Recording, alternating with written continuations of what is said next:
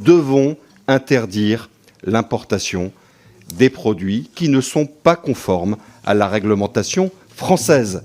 Si c'est une question de santé publique, la santé publique, c'est pas à moitié, un petit peu, selon, je dirais, les envies du moment. C'est tout ou c'est rien.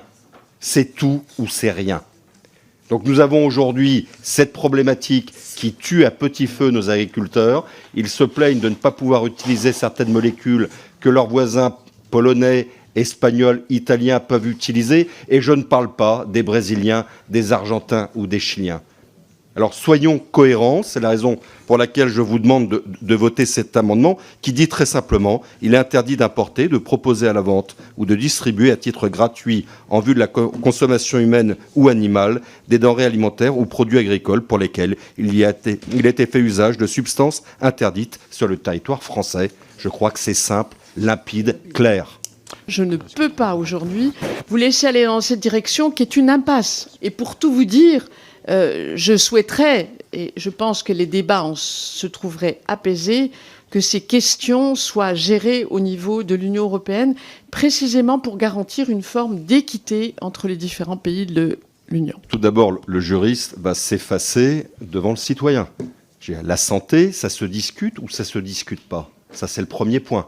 Qu'on ne vienne pas me dire qu'un juge administratif peut nous dire que le principe de précaution et la charte de l'environnement, c'est du vent et que ça a été mis en place uniquement pour satisfaire quelques lubies écolos.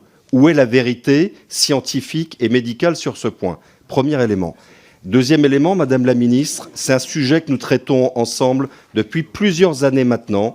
Est-ce que oui ou non, vous avez saisi vos homologues européens pour que soit mis en place non plus une AMM nationale, mais une AMM européenne? C'est pas le tout de me dire que le droit européen ne permettrait pas cet amendement si par ailleurs vous prenez pas le taureau par les cornes pour que l'AMM européenne se mette en place, pour mettre fin au moins à cette distorsion au sein de l'Union européenne. Et dernier point, on a auditionné ici le représentant de la DGCCRF et des douanes.